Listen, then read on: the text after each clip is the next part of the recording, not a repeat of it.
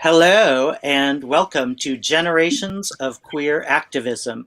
My name is Greg Newton. I'm the co-founder of the Bureau of General Services Queer Division, and the Bureau is presenting this series of panel discussions with the Reclaim Pride Coalition.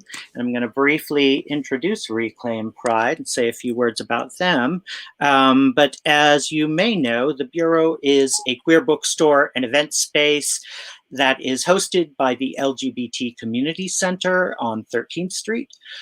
We have been closed over the course of the pandemic, but we've been doing lots of online events, and we're thrilled that we were able to partner with Reclaim Pride to bring you these panels. And I also wanted to say that we have a section of books selected by Reclaim Pride Coalition members that's on our online bookstore, and that's bgsqd.com/store. So Reclaim Pride Coalition is a New York City-based group of LGBTQIA2S+ activists in alliance with grassroots community groups nationally and internationally. RPC's primary work is organizing the Queer Liberation March, an annual people's protest march without corporate funding, corporate floats, politicians grandstanding, or police involvement. So I'm happy to have you here tonight. We had a few technical issues, and I don't think all of the panelists were able to join us, but we're thrilled to have the three of you who were able to join us, and we may have some others join us very soon. So if we could start off with having you introduce yourselves and maybe what work you're doing right now. If there's a particular project that you're focused on right now, that would be great. Leslie, can we start with you? Sure. Hi. Hello and welcome. Hi, thank you. And thank you to both the Bureau and Reclaim Pride for the series that you're doing and inviting me onto this panel. How do I briefly say what I'm doing? At this point in my life, I'm not going to give you a whole history of who I am. It's too long. Suffice to say that I'm a many decades long organizer in a variety of progressive left-wing social change movements, including the LGBTQ plus movements. And I, for the last, I guess it's about 7 years now, have been primarily focused on climate change, on the reality of climate change and the urgent need to bring a comprehensive, bold, creative, big changes in our energy economy, not only here in New York City, New York State, but at the national level and indeed internationally to fight the climate crisis. I do, over the years, all the work I've done has been, I've never let go of my identity in the course of the work I've done. I'm always a queer activist, a lesbian activist, wherever I am. In some instances, for instance, in the climate work, it's actually been a little harder to draw out some of those connections and to help people, understand those connections. But nonetheless, I and many other queer people and whatever particular identities people take on under that rubric, are in this space. So that's probably enough for me as a quick opening. Excellent, and we'll learn more as we talk. Mix Cleo, do you want to introduce yourself next? Yes. Hi, everyone. Thank you for coming this Friday. I know I'm exhausted as you are, so, do a little stretch. I got my, lazy boy chair. I'm very happy.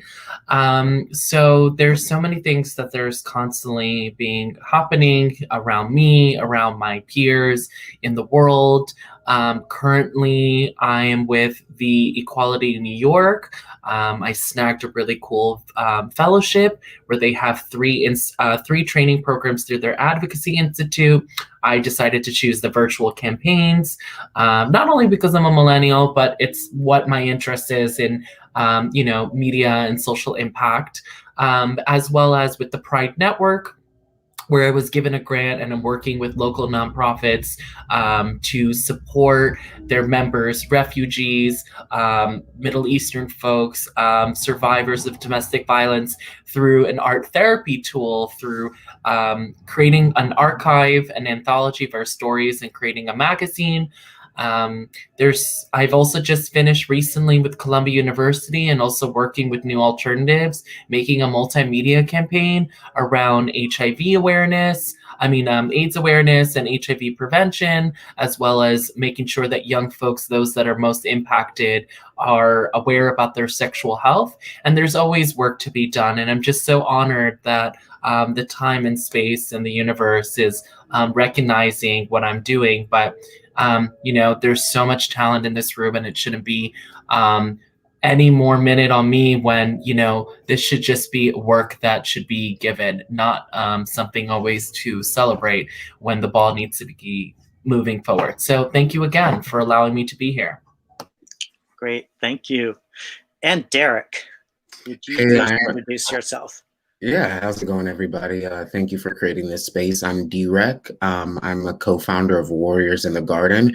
We're a collective of activists here in New York City. We met on the front lines of the George Floyd protest, and we quickly came together to form an organization that we received our nonprofit status, and that was expedited because of the work we were doing over last summer.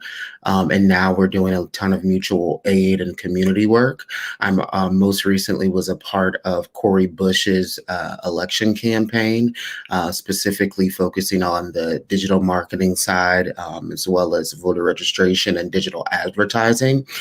My skill set is definitely within the tech space, is hyper focused on digital marketing, social media, and that sort of thing. I also just signed on as digital advertising director for Color of Change.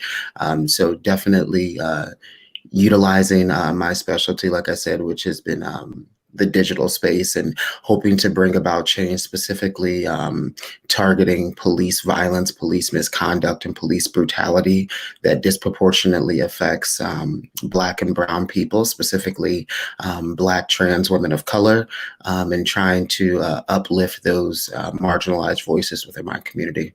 Thank you. Great.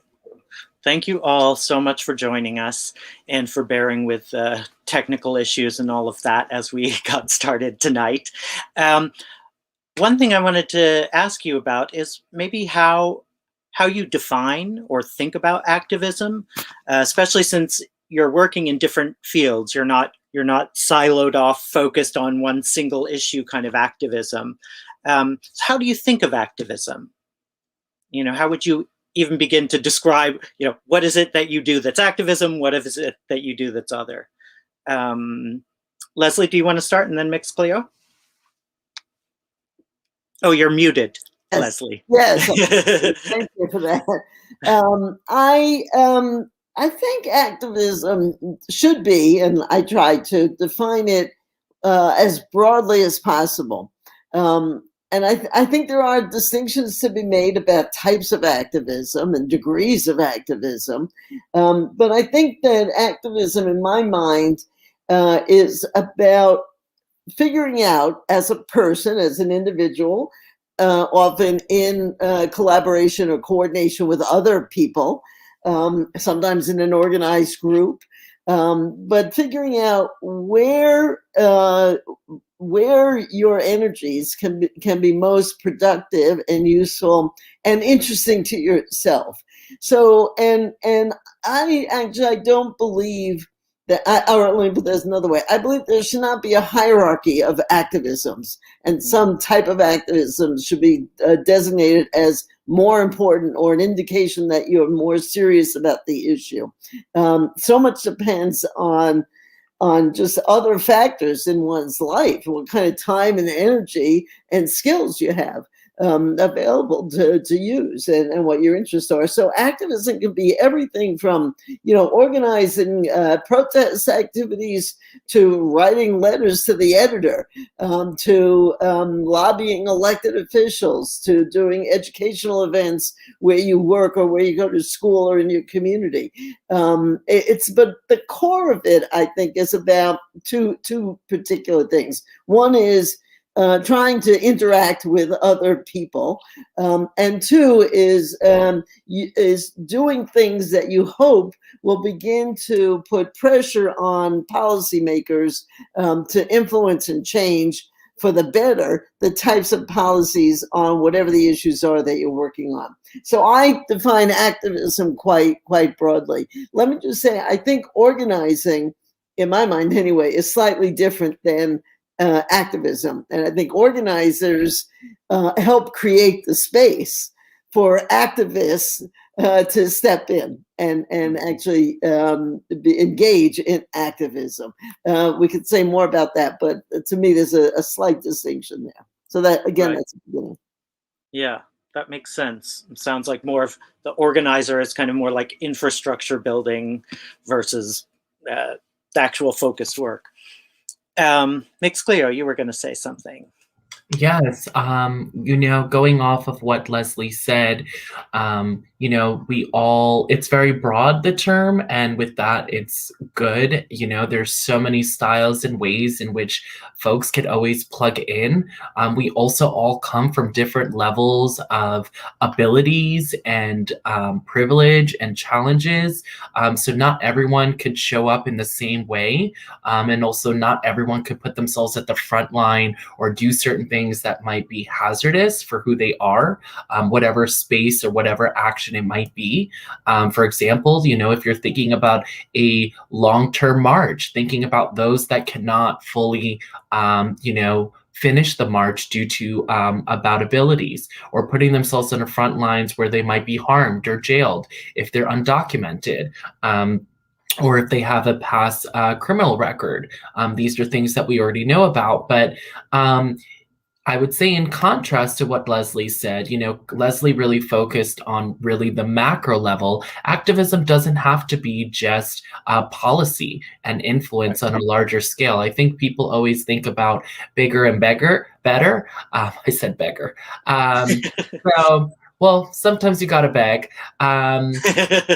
It could also be just a group of folks within your community wanting to make a change in your school about the usage of, accessible straws that are not harming the planet. So whether it's paper or silicone, something that is accessible for people with disabilities and also not harming the planet. It could be a tenant association. It could be a wellness group. It could be the gift economy. I think we've seen so much during COVID about mutual aids, and so many people on the grassroots that are not getting attention who are doing the great work. So it's any way that you wanted to find it, I would say, any way that you want to commit.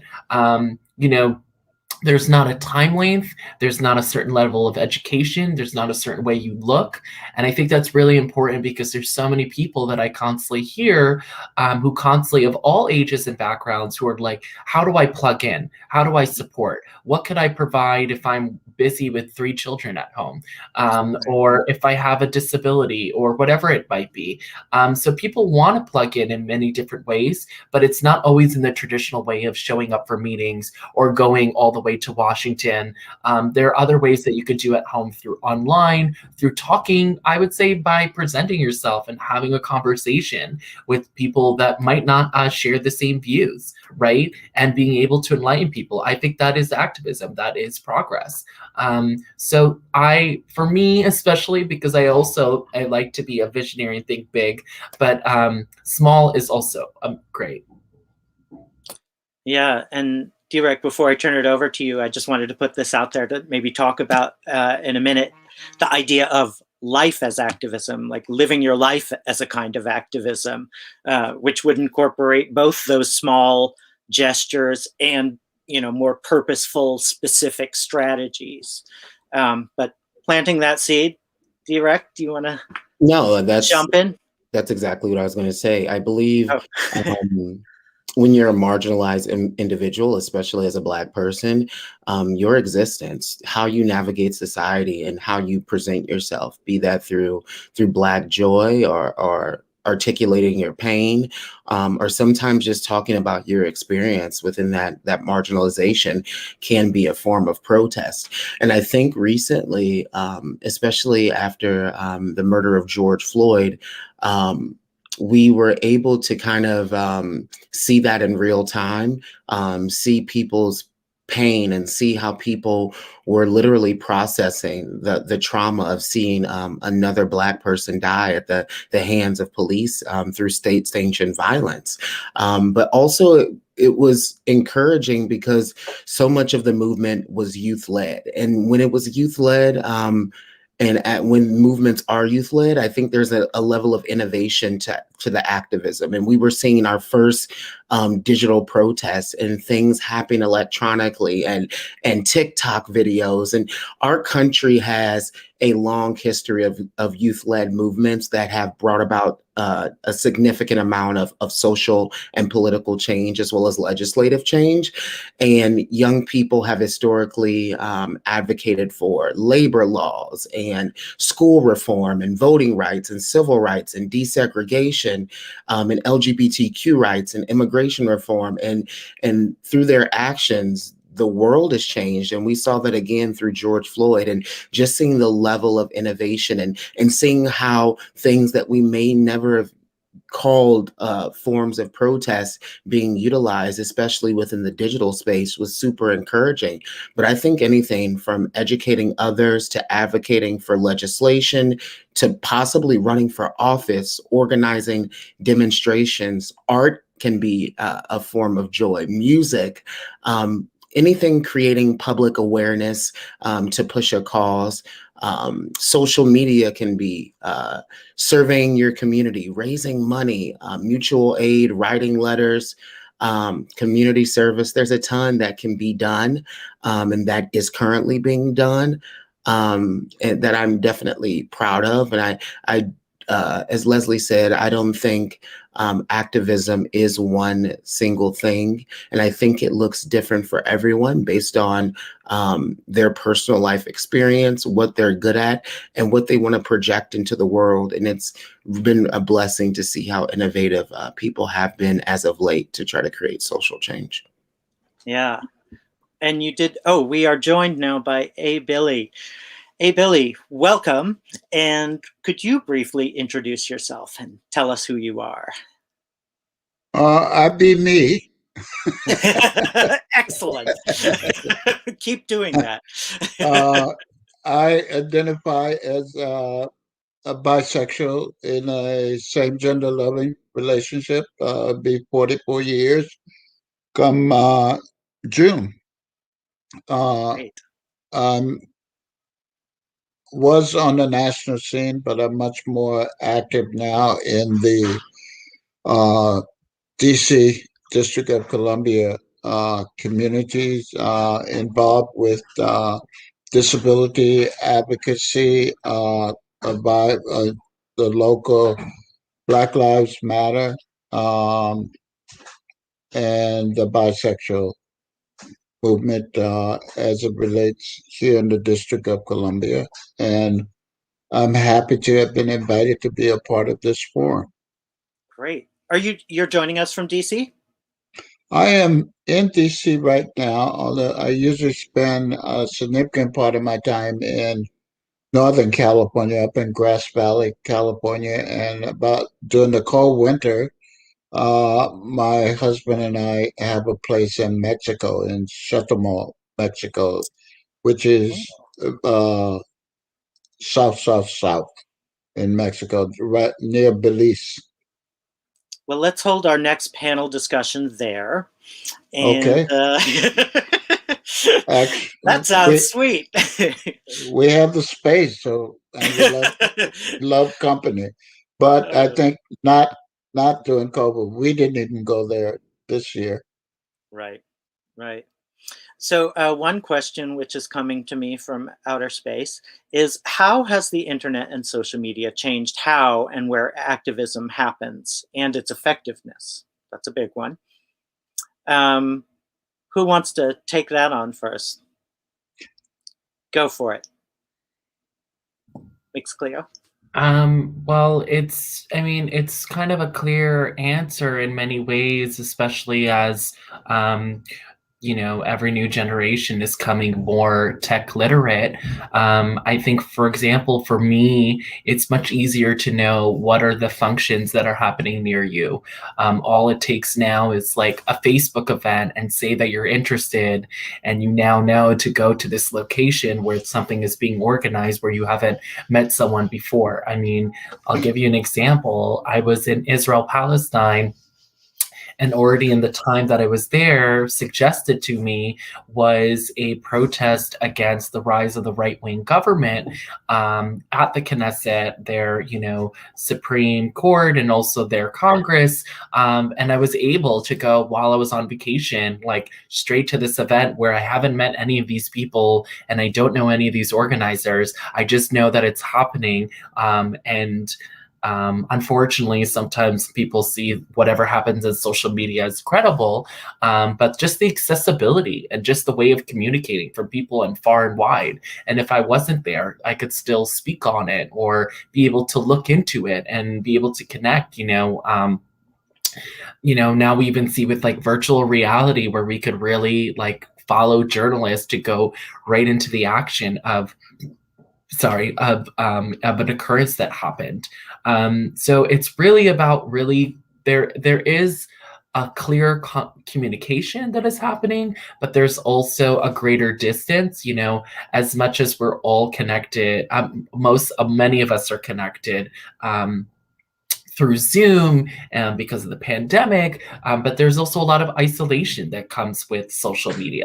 We're not having as much in-person conversations. We are commenting, and sometimes people are commenting in an aggressive manner behind their screens and not actually working with people and trying to find common ground. So there's pros and cons to everything. Yeah, it's a tool, or these are tools, I should say. Yep, go ahead, ABilly. There was no such thing as a social media at doing my activism. I mean, I was born right at toward the end of World War II, so that tells you. So with my activism, it was word of mouth, snail mail, as it's called now, the U.S. Postal Service, and telephone, land phone.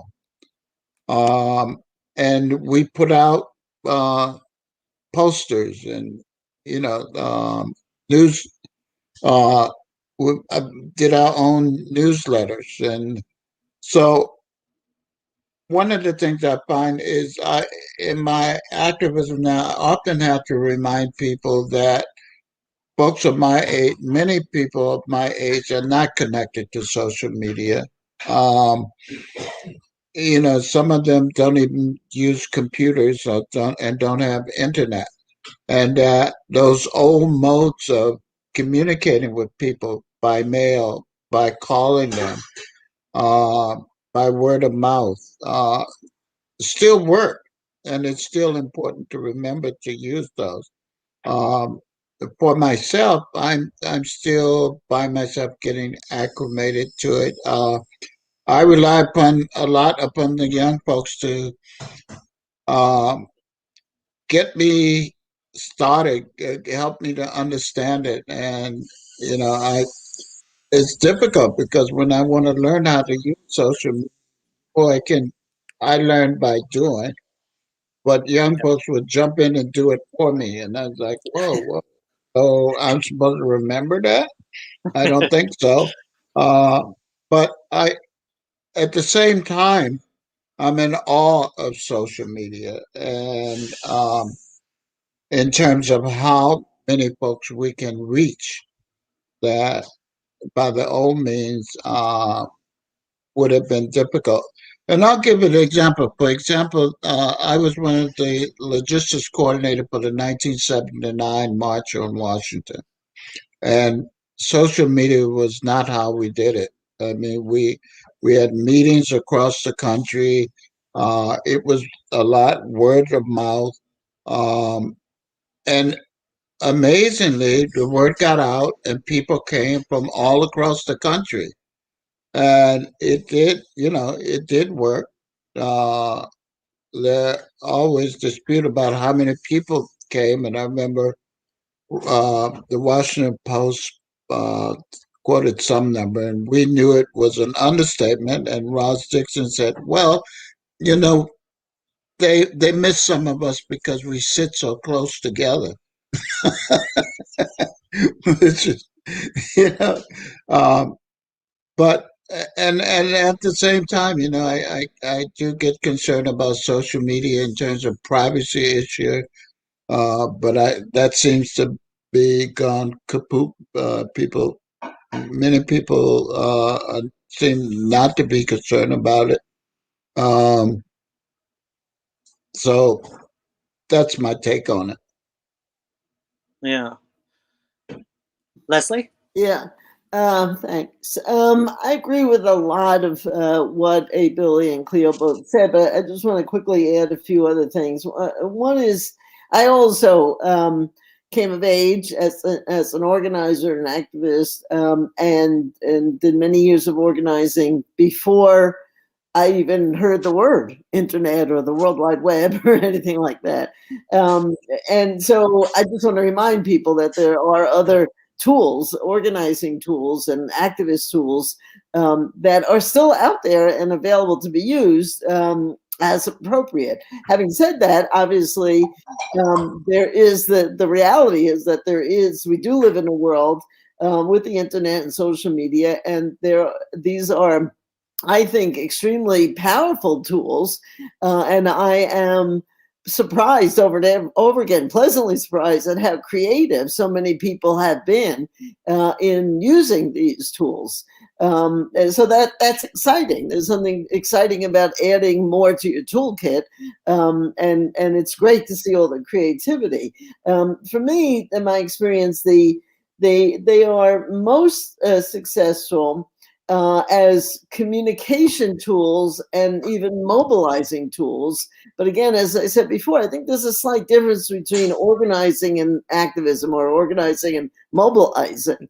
And I think that there's something lost by not, if one only relies on the social media and internet tools and leaves aside the ability, when we have the ability, in other words, when COVID is done, to actually interact with each other in person. There's something about being our connection being mediated through a lens, literally through a lens, that I think we lose something about. And I think, at the core of organizing, it's about working with people and the interaction between people. And there's a bit of that, or sometimes a whole lot of that, that's lost in the social media and internet work. I also just want to, again, underscore what ABilly was saying, or raise it again, that it's not only a question of privacy, it's also how the information about all of us is being used, both by the government and by private corporations. I swear, sometimes I think I need a new winter coat, and I turn on Facebook and there's ads for a winter coat. I know it doesn't quite happen that way, but so it's both the way the corporate world, the capitalist structures use the information that is harvested through social media networks, that is a little disturbing, and undermining of a lot of who we are. And then, of course, there is the surveillance state that we know all too well, that how deeply that is entrenched in what modern life is. And the final thing I would say is, it was a few years ago, I can't remember exactly when I first heard the term clicktivism. That is, you click on something, you sign a petition online, or you send a note to somebody online, some powerful person or institution. And I swear, I don't know about other people, but on any given day, I can get 100 different, 50 different, whatever the numbers are, online petitions to sign. And sometimes I sign them, sometimes I don't. It doesn't depend on the importance of the issue. They all seem to be important, but it's just not clear to me how effective, unless you get into the millions of people signing on to them. I'm just not sure how effective all those online petitions actually are at this point. Just a question. Right. Dwreck, maybe you want to comment on this since that's more of your focus. Yeah, it's definitely my focus. It's how I came into the scene. I first started my activism in St. Louis, Missouri, dealing with Ferguson, and that was at the height of a digital age. One of the ways I found out about the first protest I ever attended here in New York City after the murder of George Floyd was because of Instagram and videos I saw on TikTok and other social media. And I went outside and there was over 10,000 people who had saw the same link. So I do think there is a power in social media, but I also, as Leslie was saying, I think we have to be cognizant of the level of digital surveillance that happens via social media, as well as just if you have any electronic device, really. And that's one of my strong points and things that I try to educate my community about as well, is the level of digital surveillance that happens at protests. Everything from social media monitoring to stingrays to potential phone taps to the geofencing, to the disabling of your devices as well, and the data scrambling that can happen at different demonstrations and organized protest as well. I do think there's also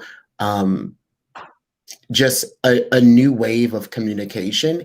I think we have to remember that some of our elders don't necessarily utilize social media, but I also think we have to remember that the majority of young people do, and that's how they actively communicate, recruit, and strategize is via social media. Petition signing is huge, but also there's a level of citizen activism. Social media literally saved my life when I was experiencing surveillance and police violence and police misconduct when they surrounded my home. We've used social media and Instagram lives and Facebook lives to film our friends being beat up by the police. So there is a level of accountability and awareness that happens with social media as well. And just documenting the oppressor in ways that we've never been able to do in real time before, and a level of just promoting and spreading the word. A letter is not going to do the same as emailing these days. A letter is not going to do the same as, boosting a post on Instagram or other forms of social media, and that's okay. But I do think we have to honor the old ways we've done things, but we also have to keep moving forward, because as leftists, as however you subscribe yourself in terms of titles, I believe we're all about progress. And that means progressing with the technology we use and equipping ourselves to be powerful so we can keep pushing our messages as well. And social media is just one little thing in my toolbox when I talk about activism and abolition and protest, but it's a very, very strong piece of my toolbox. So I don't want to discount it and just call it, click activism and stuff like that, because it's literally saved people's lives. So yeah, it's a complicated tool, because, as so many of these tools that we're using are free, but they're free for a reason, so that data can be gathered on how we behave and all of that. But like you said, it's also a tool to watch the powers that be and to show them in action, and sometimes that can save a life with citizen journalism, definitely. Another question I have here is, in your experience, what are some causes that all generations fight for, and what are some that only apply to your generation? Anyone want to take that on? I'll try. That's a kind of interesting question to think about, and I don't know that I've ever had it posed that way and thought about it that way. Yeah. But let me give it a stab here. I came out as a lesbian in 1972.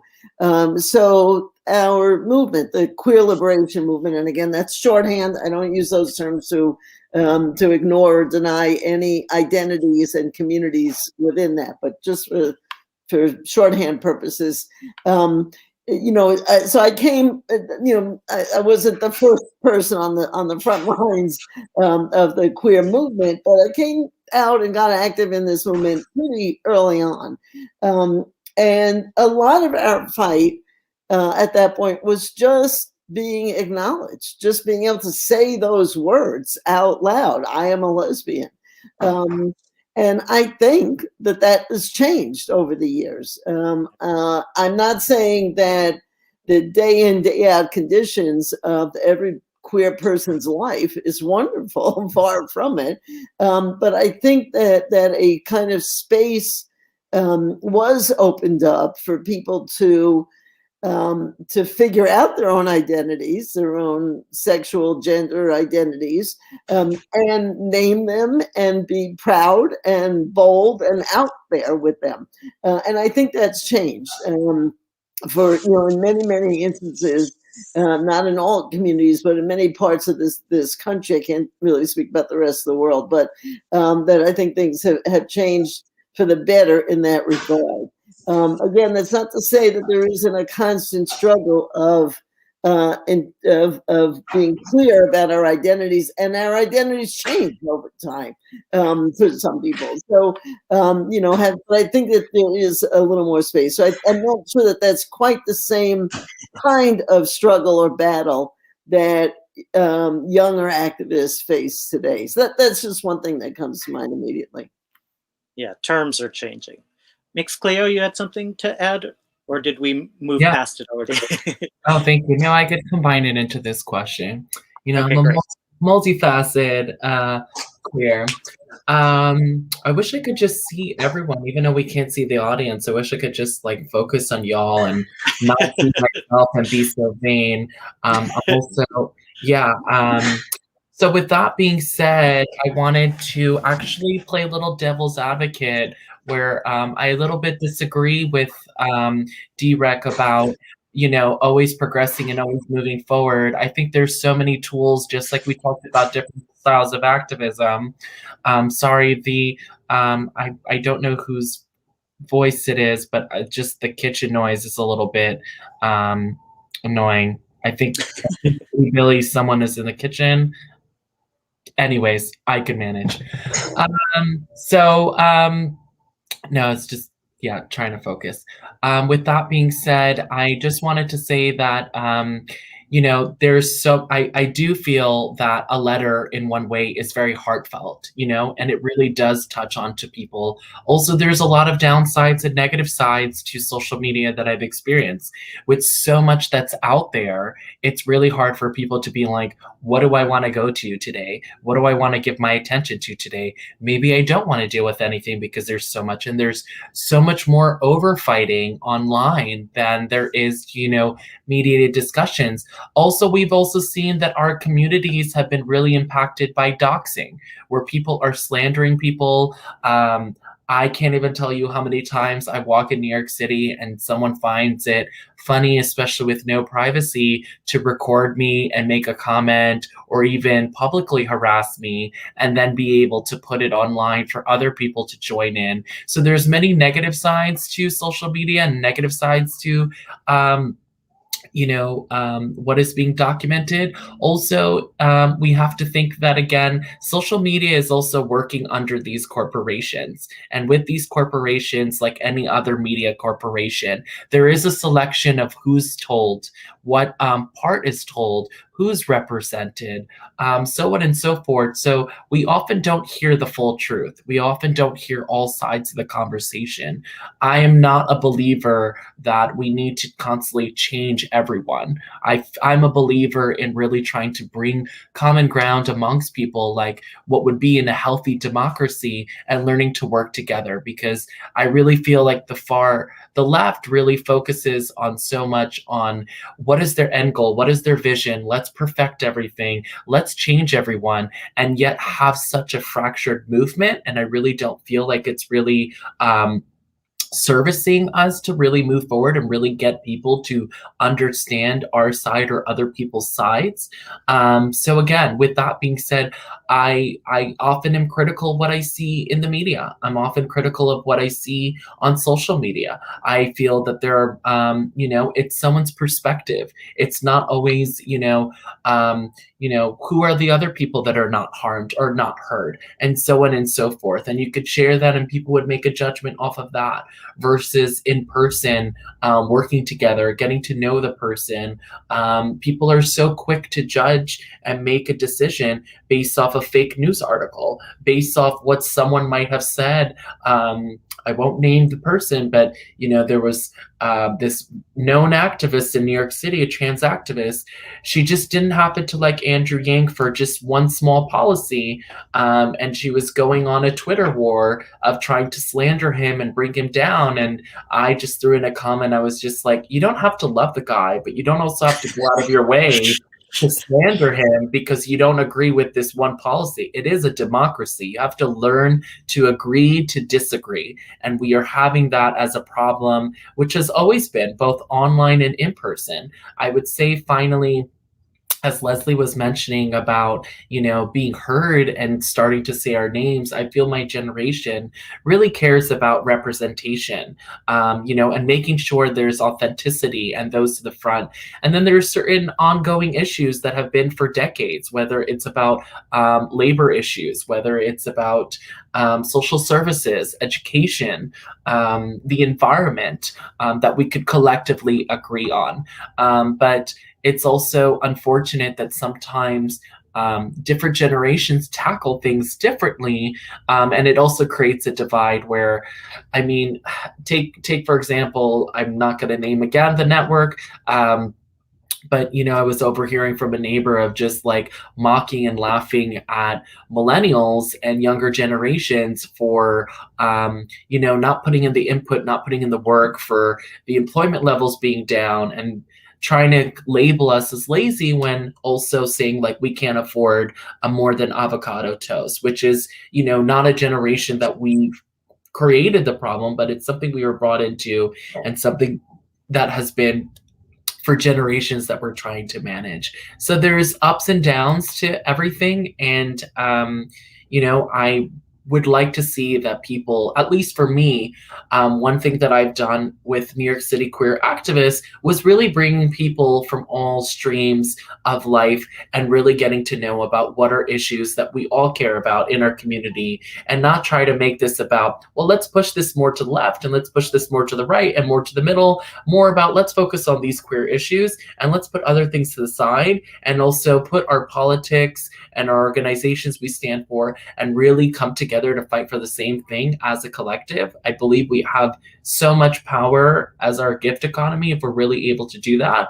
So I also have 5 other groups that I moderate that are gift economies of really providing resources for what we need as a form of a mutual aid, which again would be a total different process if I would advocate on my own, or if I would go to an organization to do a fundraiser.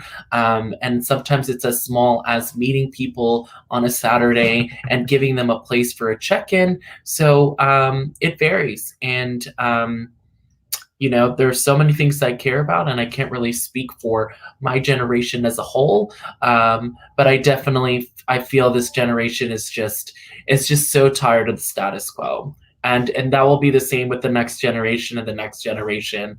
And hopefully that connection won't be lost. Yeah.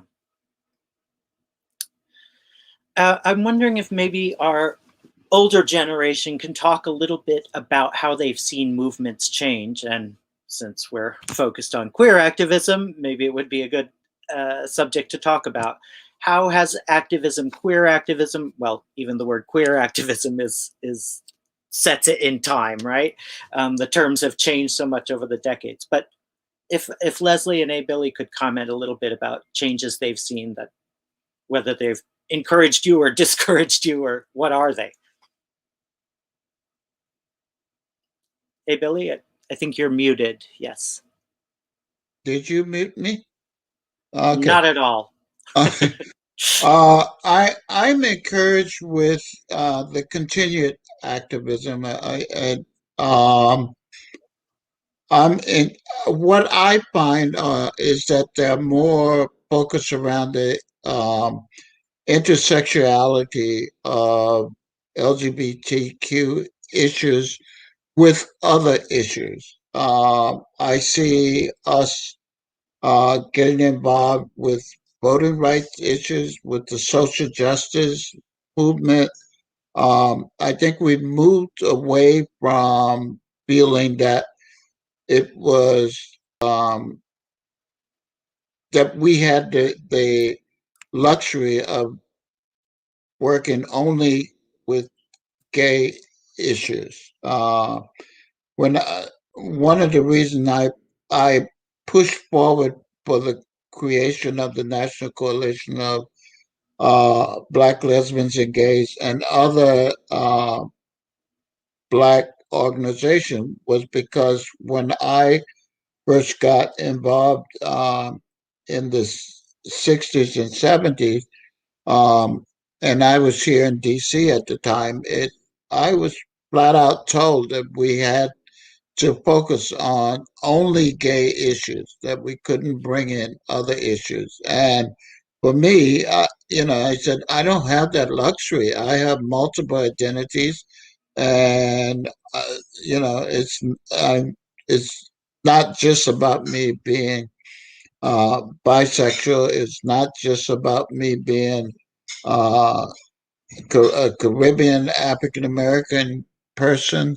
Um, so I think the movement now has progressed such that I hear activists talking not only about LGBTQ issues, but how also reaching out in terms of immigrants, in terms of social justice, in terms of voting rights, housing issues. So that's, for me, is the change that I see today that was not there in the past.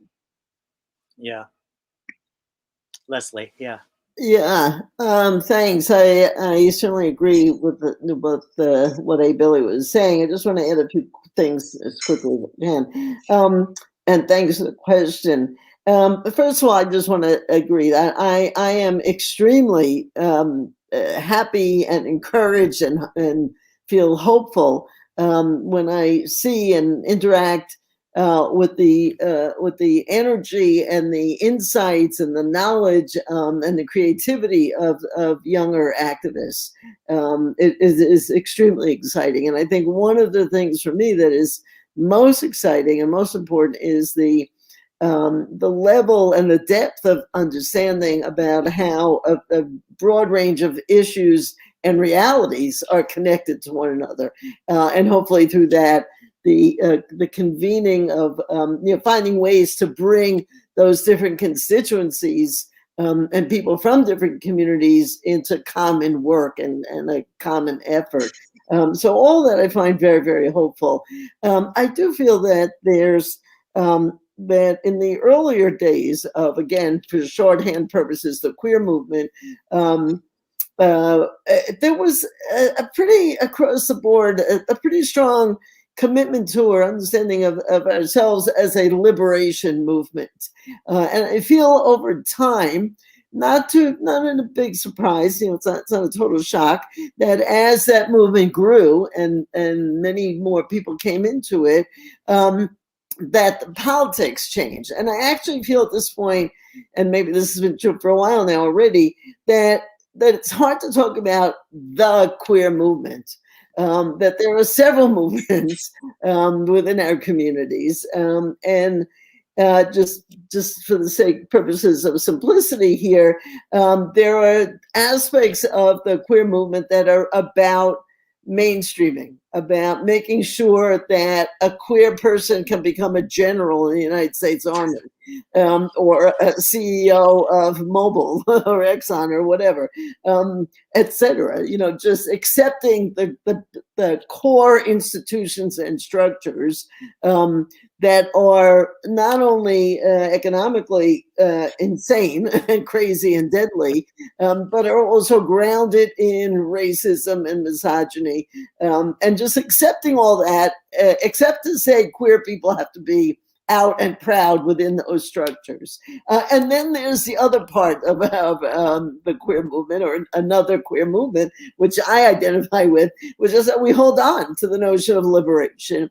which encompasses a very clear and determined effort to bring down those structures, to not just put Band-Aids on capitalism and racism, but to actually completely challenge those structures, and to say another world is possible. And it's only possible because we're insisting on it and organizing for it, and pushing the envelope to make those changes possible.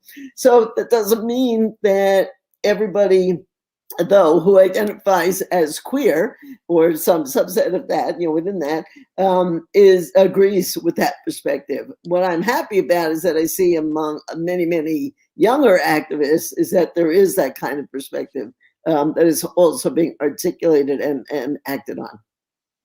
Great. And maybe from our younger generation, you, Dwreck and Mix Cleo, could talk about how you kind of came into your queer activism, and how you learned from your forefathers and foremothers, foreparents of all genders. Yeah, I remember reading about Marsha P. Johnson and so many other inspirational leaders that were queer or trans and Black. And I felt a connection with them because of their radical politic, but also because they were fighting in a different time where their intersectionality wasn't necessarily appreciated, and their marginalization was weaponized against them. So I definitely have so much respect for those who came before me. But also, yeah, I think my generation was able to be more inclusive of so many other voices that have been historically marginalized even 30 or 40 years ago, specifically Black trans women, but also our, disabled brothers and sisters as well. And that's another thing about social media and digital activism that I think has been, groundbreaking, is that sometimes in these conversations, there's a little bit of ableism, saying that, kind of talking down the digital aspect, but there's people that are hard of hearing, that their only form of activism is social media. There are people, and we know that now because of coronavirus, that they're putting their family or their grandparents at risk if they go to one of my protests. So if they want to donate or retweet a tweet that I sent out or educate their community digitally, I think that's the best idea. But I love how inclusive and aware my generation has been. Even a lot of the Gen Z people younger than me they're having like therapists at protest, and the ACLU are coming, and they're talking about mental health and protecting yourself and protecting the most marginalized around us. And in talking to some of my elders, especially, like I said, Black trans women and a lot of Black lesbians, they say that their voices have been historically shut out. But in our new wave of this movement, that's not the case. We give them the mic first because we know that they've been shut down throughout history, even within our own LGBTQ movements. So I'm really proud of the progress that's happening. Excellent. Yeah. Mix Cleo, did you want to add something? Yeah, sorry. I needed a halls to clear your throat for the moment. So many ideas, so many perspectives, so many truths. That's really important. If folks could walk away, there is no monolithic script in terms of our experience, our activism and organizing. We all, as you see, have successfully organized in different ways about the things that we're passionate about. And that's what's important. I'll just say that again, I've been in spaces where I felt like my time and who I wasn't valued. And I simply said, no, sorry, I'm not going to continue to working with y'all if I've given my time and given my effort, and certain folks who are not represented or not being seen. So one issue that I feel like that isn't being focused, going back a little bit earlier, is again about representation. We are only just starting when it comes to the media, when it comes to so many spheres of our life.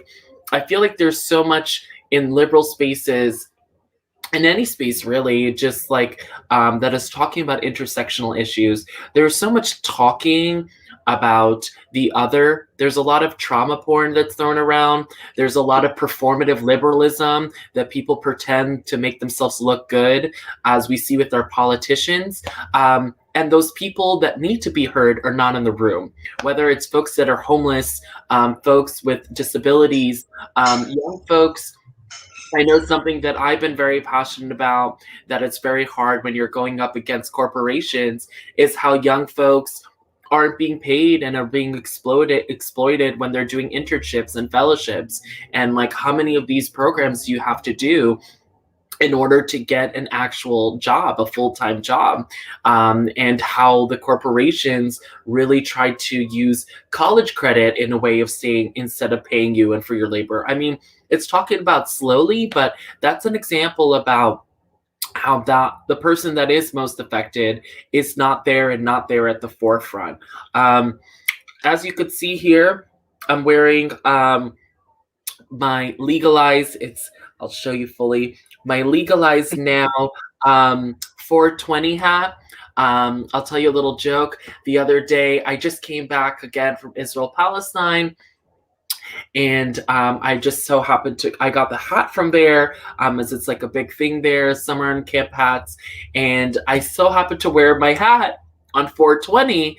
And I was like, after 1, 2, 3 people, I was like, why are they copying me? What's going on here? And someone's like, don't you know that it's legalized marijuana in New York City? I'm like, where? And there are mayoral candidates giving out weed. I'm like, 2 weeks away from New York City is a lifetime. A lot of things happen, and I gotta catch up. I gotta like archive those timeout magazines. That's really important. But I say that because the discussion's not over. It's often a fault in our liberal spheres that we think we're so safe, we're so protected. We don't have to think about people that are affected further and wide. And I'm not a person who likes to call out names or slander, but again, I've been in spaces where people talk about queer justice and disability rights and yada yada yada, and then they seem to only care about when the magazine is there. They only seem to care about when the action is there. If this is a value that you hold true to you, it should go wherever you are, especially if you have access and privilege to go to spaces and to go to areas to have these conversations and start these resources. So, I worked, for example, with a big time filmmaker working on the purges in Chechnya, which a local activist group didn't want to do because they felt like, oh, he's all about the money and this and that. I mean, the guy had to support himself, obviously financially, but he has a big platform. And also take away that big example, often offering, here's a local shelter that needs, hopeful, queer folks to be able to look at and work at and read and this, and folks not showing up. It just kind of shows you that sometimes people are not there 120%, and that is a problem. I see that with sometimes folks who are of more privileged identities and older identities, that they feel like, we're liberated, we're good, we got our fancy apartments in the Upper East Side, we could talk here and there and get credit, and think that it's so welcoming and so great, when on the other side, there are queer folks of color like me who have experienced housing issues and shelters and have worked and tried to support trans folks coming from out of other countries, who don't see New York City as a place that's accommodating, who don't see New York City as a place that they could thrive, and often get fed up and leave. Elders, in terms of that question, I really, there's so many folks that I constantly give out thanks to. And I'm really blessed within my same city that I grew up in a very, conservative household, and I went to religious communities, and didn't know as a high school student of the rights that I had as a queer person, as a disabled person, as just in general, that I have to give myself, when you've been beaten down, especially when you're in places that the law is supposed to protect you, you start to believe that maybe this is what the culture says. This is maybe what the law says. Maybe something bigger is feeding into it. And sometimes I have that trauma that I need to recover from. And it's not enough to tell myself the law is on my side when you are witnessing people like you that are being harmed for who they are. And then to be able to come full circle and to meet folks who have been doing the work, like Reginald Thomas, Melissa Sklarz, Lynn Zevlin, Dana Friedman, Steve Ashkenazi. The list goes on and on and on, that have really paved the way. I'll say that, we sometimes banter, clash a little bit of our different style of looking at things and the way we went through. I think sometimes I witness older generations of folks who feel that their shoes have been filled in, and it's part of a rite of passage for us to figure out who we are. But we're looking for that guidance. And there are programs that are like the Generations Project, that it's filling that gap to bring intergenerations together, to tell stories, to fill each other's needs. I've been able to luckily recognize that compared to folks in my generation or even younger, because I was taught with these values in a Jewish community, to respect your elders,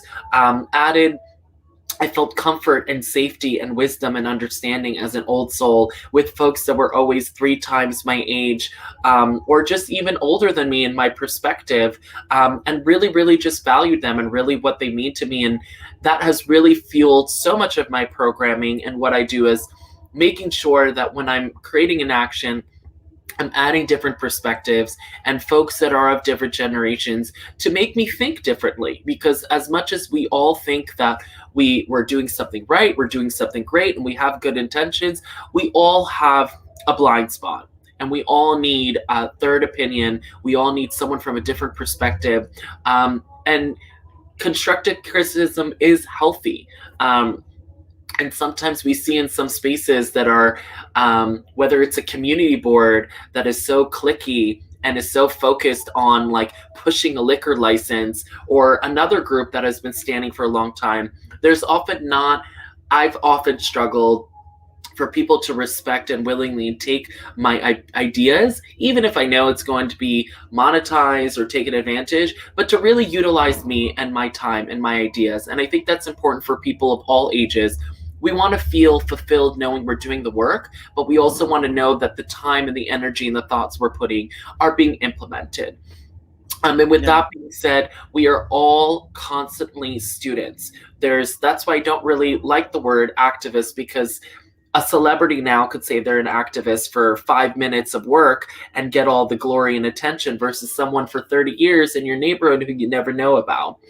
So too, I don't believe in the word educated. There's no endpoint of being educated. We are all students among students. And I've said a lot, so I'm going to take a step back. Thank you for sharing. One thing I wanted to ask everyone about is stamina. How do you keep your stamina? And certainly the elders amongst us can say more about that, because you've kept going. How do you keep going? How do you keep yourself from burning out? ABilly or Leslie, would you like to comment on that? Oh, um, I don't know how. I think it's commitment, it's passion, and I think all of us have different energy levels. I'm nowhere. I don't have the stamina that I used to have. It's more important now for me to step back and take care of myself. But then at the same time, um, I think when you're in a relationship, you have to measure the amount of time you spend um, that you give to issues versus giving to your partner and to your family. So for someone with me, a lot of my energy is um, with my household, with my family, remembering that I have friends and not forgetting them. So when you say stamina, it just is. I guess for me, it's taking my vitamins and moving on.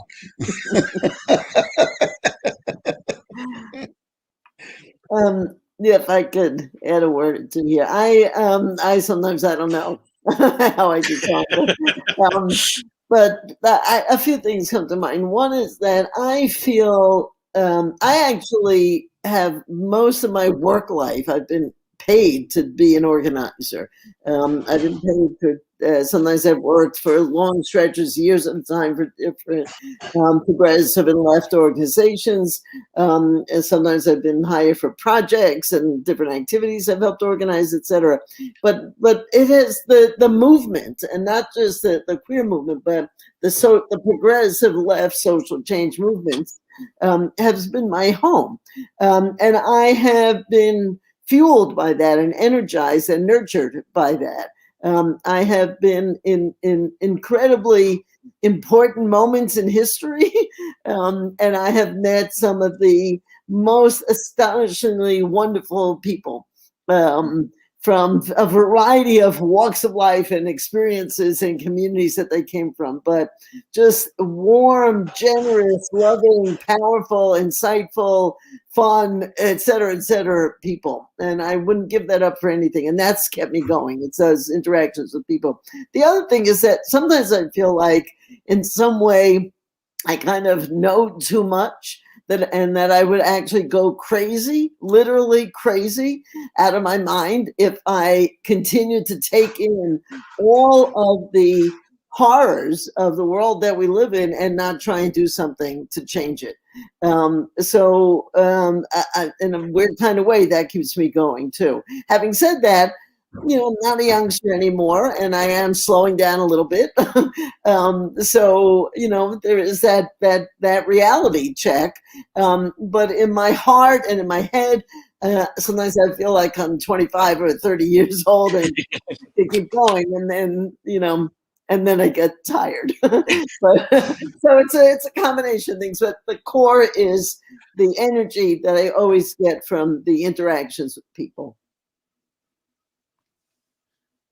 And what about our younger folks? You haven't had as much time to lose your stamina. No, but seriously, what keeps you going? What what energizes you, I guess is what I'm saying.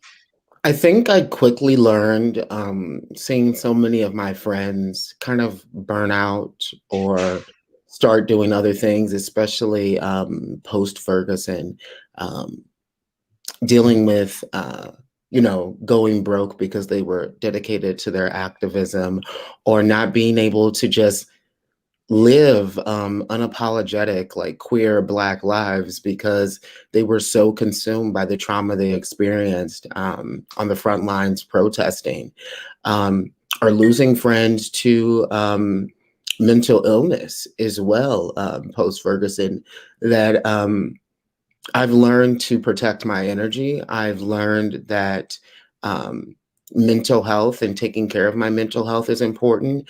I've learned that I'm in this fight for the long haul. So I have to listen to my body and my mind and know when I need to take a break. And I think it's easier said than done, because I do believe that activists are the most passionate people and some of the most sensitive and empathetic. And I've just seen the toll that it takes on people physically and mentally. And I have to constantly remind myself that there's an Angela Davis quote that true activists are in it for a lifetime. And you have to think about how you want how to protect yourself to be in that fight for the long haul. And that's what's most important to me.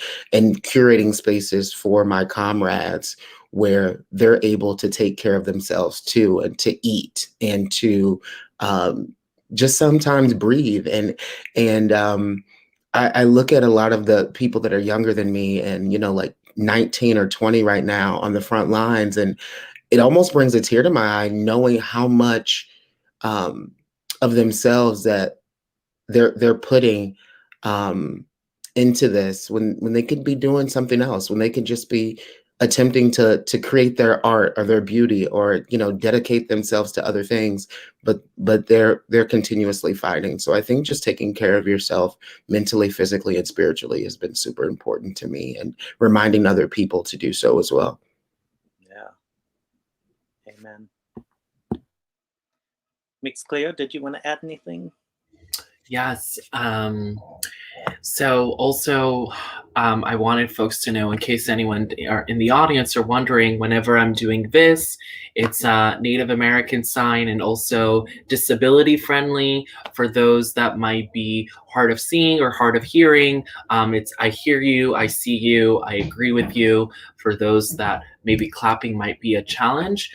So I'm also giving love to the other panelists, even if we agree to disagree, as we share many similar experiences.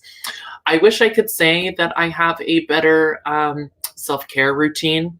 I think my body, as all of our bodies do, has its own brain and intelligence, and knows when it needs to take over, and also vice versa, of when you need to take a break from your mind and from your body, and just binge watch, some show that you love. And with that being said, and what Dwreck was saying recently, there's a greater awareness around mental health, and yet there's so much work to be done.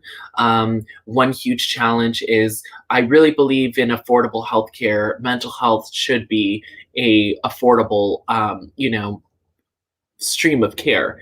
We have all types of specialists and psychologists and yada yada yada that are charging these lucrative fees added medication, which affects all generations, and is an interesting thing that would connect younger folks and older folks around affording their medication and other medical needs, and that shouldn't be prevented by some financial burden.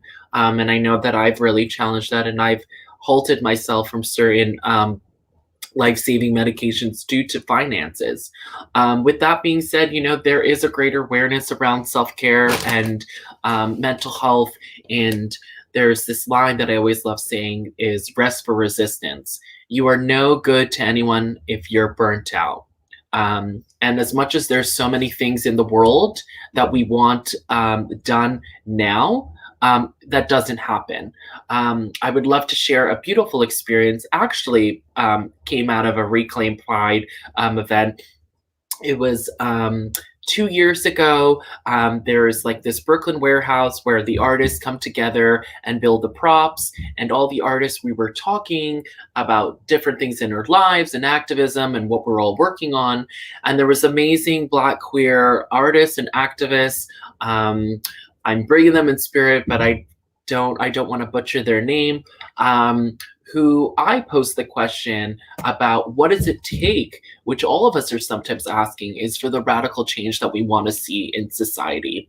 And this individual really answered me in such a profound way that really stayed with me.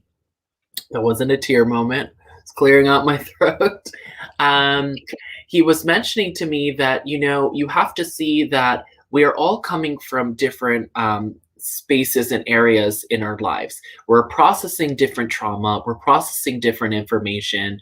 We're coming from different cultural experiences or upbringings. We cannot expect that the wheel go down completely straight. And especially with us, it's always been crisscross, right? And a bunch of like colorful pools on the way.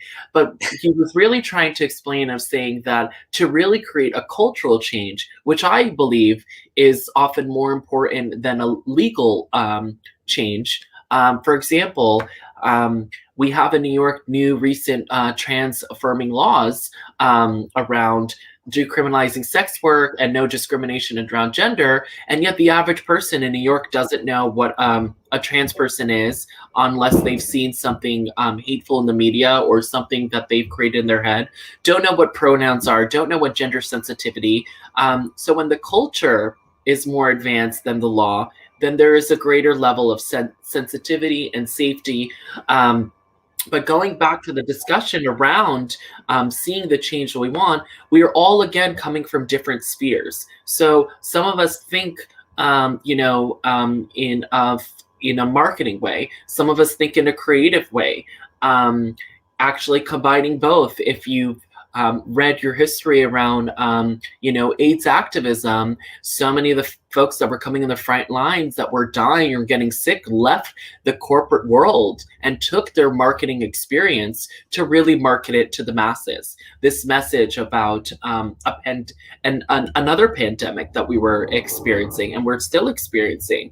And again, with that being said, we are all just trying to come together as much as we can. And I really believe we need to focus more on coalition building, especially in this community that comes with so many experiences of whether we've been disowned, whether we've been rejected, whether we've not been able to have access to certain things that we could tend to forget, or people who are not in our community are like, oh, but you're okay, you're safe. Well, I saw this person in the media or that. And in or out of the community, there's often this like avoidance that I love that we're never comfortable, because if we were comfortable, we would be complacent and we would stay in one area. And I really believe that part of our pain that is supposed to be utilized for good is to keep us moving, to keep us focusing. And there always needs to be criticism and change. And with that being said, it takes a while. It takes a while for the wheel to move forward. And that really stuck with me, and it really made me think, you know what? I don't have to. There's a famous Jewish saying of someone who wanted to change the world and realized they couldn't change their country, they couldn't change their community, they couldn't change their neighbors and family, but they could change themselves.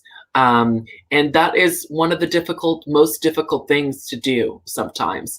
And really thinking, and again, a lot of what I'm saying is really for myself as well, is really someone who's very ADHD, is really, really focusing small and really focusing in a healthy way. And I really, really wish, because it really saddens me seeing within New York City that calls itself so liberal, and yet there's so much brokenness in our communities. And again, the queer community is still divided, like many communities, based on race and gender and class.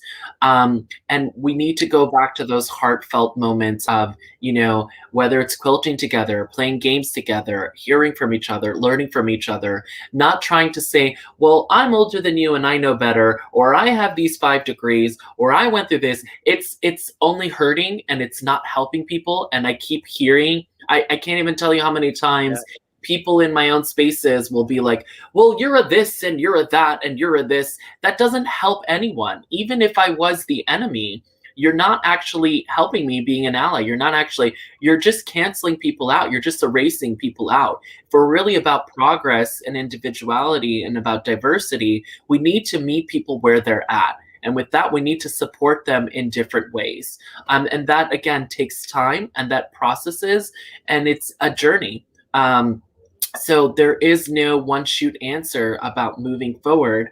And again, I am not always privileged in terms of my tools for self-care, but I do what I can. And I also know when I need a break, and that is totally valid. And I want people to know that they don't have to actively be doing it. And again, you could send a postcard from home. You could tweet about it. You don't have to always do something so active that takes your entirety when we know that life fills us up with other things. Thank you. Yeah. There's a lot of good stuff there. Yeah, ABilly.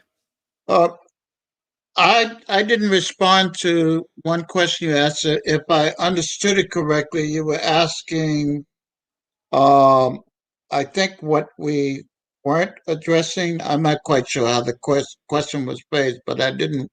I needed to think about it. But I don't feel like, as a movement, we are supporting our LGBTQ colleagues in southern states. It's like we are afraid to touch the states of Alabama, Mississippi, Louisiana, Georgia. We stay in safe zones of large metropolitan areas like DC, like New York. And we haven't accomplished very much if we do not go more nationally and go into rural areas and support our sisters and brothers, and go into the southern state where there's much more resistance. It's scary, but it reminds me of the civil rights movement of my era. It was scary to go into these areas and confront and deal with the issue of racism and the importance of desegregating facilities. We haven't done that with our movement. And we're starting to pay lip service. I know Human Rights Campaign has talked about it, but I don't really see much happening there. It's very slow. But when we say we're not all on the same page, it's because we haven't moved together across the country. We haven't pulled everyone along with us. Yeah. We're getting close to the end at 7:30, but I wondered if anyone else wanted to comment on what ABilly was saying, issues that haven't gotten enough attention or issues that you would really like to highlight right now, especially like as we're leading up to this Queer Liberation March in June. What would you want to say to the larger queer communities that are listening? What issues aren't?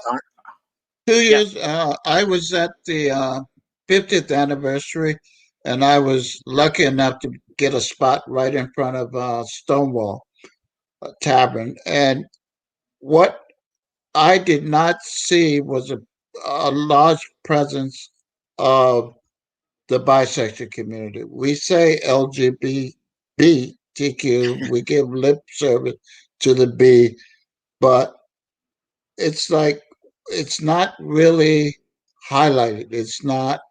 I mean, there is a movement, and again, in safe zones, and we are reported to be larger than the lesbian community or the gay community, and yet there's less focus on us. And a large part of it is our own invisibility, our own closetness about who we are. And we need to ask ourselves, why is that? And that's because we get a lot of biphobia within the gay and lesbian community.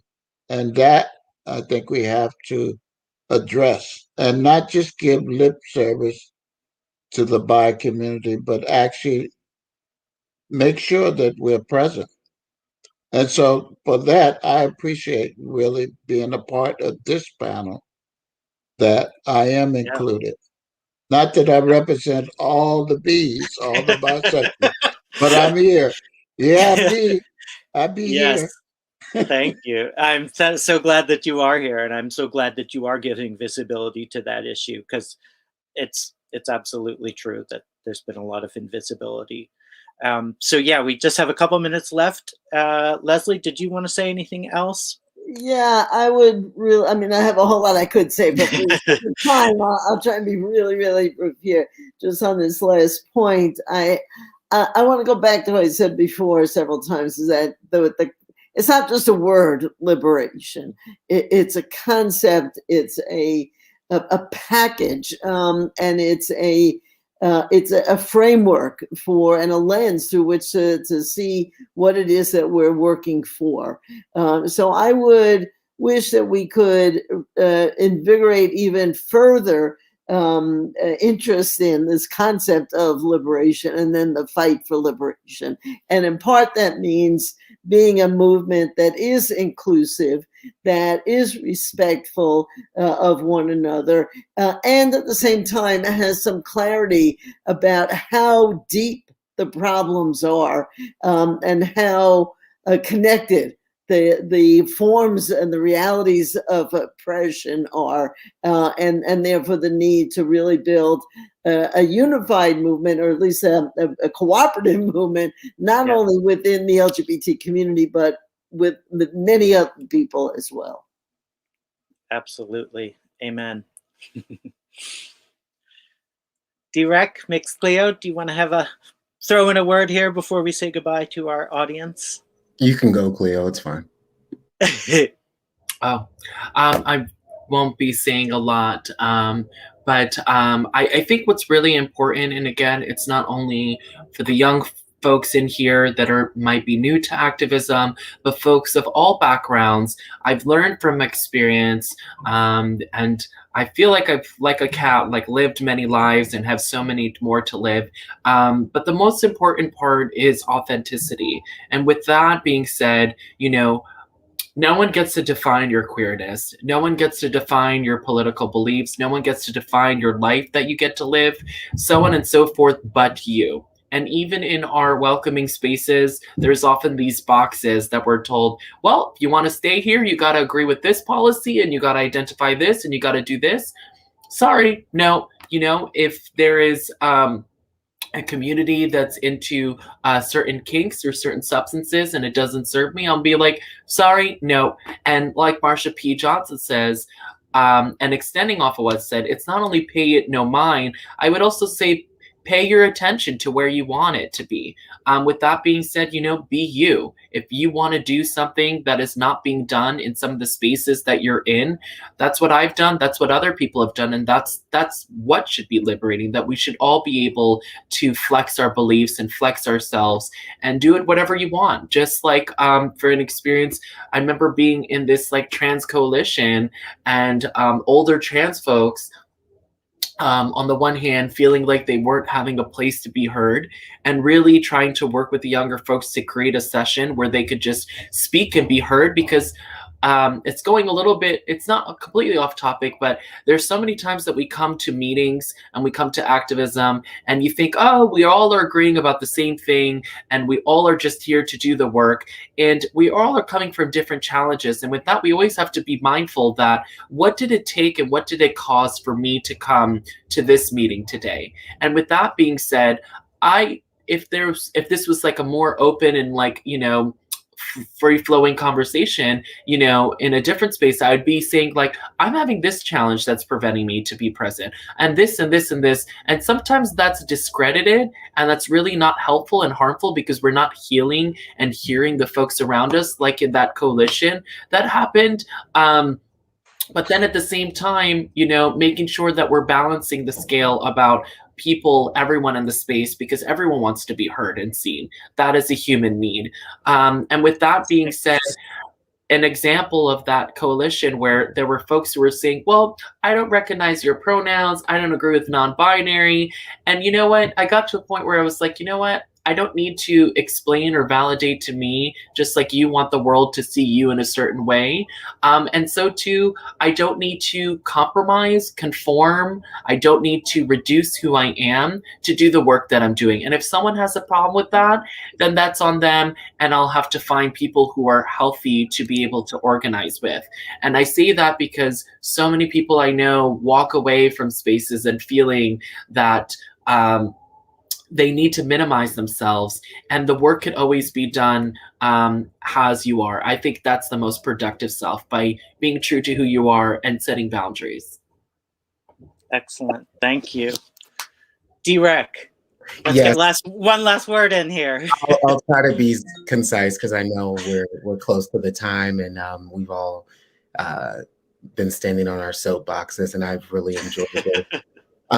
But I think we have to remember community, and we have to remember the most marginalized among us. And I think we can become too comfortable and too moderate in our politic, especially if we have a certain amount of privilege, if we're white, if we're cis het men, and we have to remember those who may struggle more than us. And I think we can all become indoctrinated with misogyny and white supremacy and neoliberal logic that it assumes that the fundamental apex of society is the individual experience, the individual family, the individual queer person. And that if you have enough motivation or education or money, that you can pull yourselves up by the bootstraps to combat, these systems of homophobia or racism. And that logic fails to admit that there are institutional barriers in place. Instead of like addressing those systems that harm us as a people and as a marginalized group, we sometimes blame one another with those flaws, and we convince the most marginalized among us that it's not the biased system or the racist institutions or the homophobic institutions, but how Black trans women navigate those systems and the homophobic terrain and the transphobic terrain. So I think we need to remember that this is an intersectional fight. We're in this with our Asian LGBTQ brothers and sisters. We're in this with our Black LGBTQ brothers and sisters. We're in this with our disabled LGBTQ brothers and sisters and our neurodivergent. And that if we truly want this to be liberation, it has to be liberation for all queer people. And that includes Black and everyone else. Because, I think we can become too comfortable in our politics, and we have to keep fighting and progressing for everyone. Thank you. I think that's a beautiful note to end on. Liberation for everyone. I thank you so much for all 5 of you for joining us and for sharing your wisdom and experience with us. It's been very inspiring. And I hope you will all join us. We have 3 more panels that we're going to be doing. Yay, there it is. So we've done our houselessness panel and tonight's transgenerational activism. So we have 3 more coming up. One will be on radical Black love, confronting anti-Blackness. One will be on prison police abolition. And the third will be sex work and sex workers' rights. So we're still working out the details, but if you follow us on Facebook or other social media pages, you will find out about what's coming up. And if you know anyone who wasn't able to join us tonight but wants to see this, I think it's automatically going to be posted to YouTube and Facebook, the videos, so you can check those out there. And please remember to check out the Reclaim Pride Coalition books that are recommended on the Bureau's store. So thank you, everyone. Much love to all of you, and we'll see you soon. See you soon. Bye. I hope that we stay in touch. Yes. Of course. Amen. All right. Good night, everyone. Ciao.